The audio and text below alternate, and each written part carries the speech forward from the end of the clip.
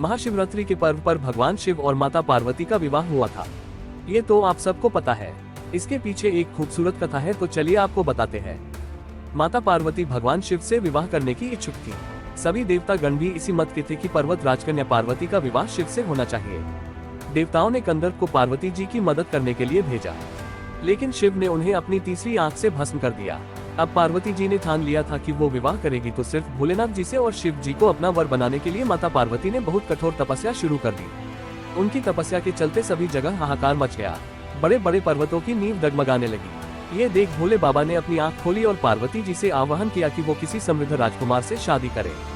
शिव जी ने इस बात पर भी जोर दिया कि एक तपस्वी के साथ रहना आसान नहीं है, लेकिन माता पार्वती तो अडिग थी। उन्होंने साफ कर दिया था कि वो विवाह सिर्फ भगवान शिव से ही करेगी। अब पार्वती की ये जिद देख भोलेनाथ मान गए और उनसे विवाह करने के लिए राजी हो गए। अब शादी की तैयारी जोरों पर शुरू हो गई, लेकिन समस्या ये थी कि भगवान शिव एक तपस्वी थे और उनके परिवार में कोई सदस्य नहीं था। अब ऐसी परिस्थिति में भगवान शिव ने अपने साथ भूत प्रेत और चुड़ैलों को साथ ले जाने का निर्णय किया। तपस्वी होने के चलते शिव इस बात से अवगत नहीं थे कि विवाह के लिए किस प्रकार से तैयार हुआ जाता है, तो उनके भूत प्रेत चुड़ैलों ने उनको भस्म से सजा दिया और हड्डियों की माला पहना दी। जब ये अनोखी बारात पार्वती के द्वार पहुंची, सभी देवता हैरान रह गए। वहां खड़ी महिलाएं भी डरकर भाग गईं। भगवान शिव को इस विचित्र रूप में पार्वती की मां स्वीकार नहीं कर पाए और उन्होंने अपनी बेटी का हाथ देने से मना कर दिया।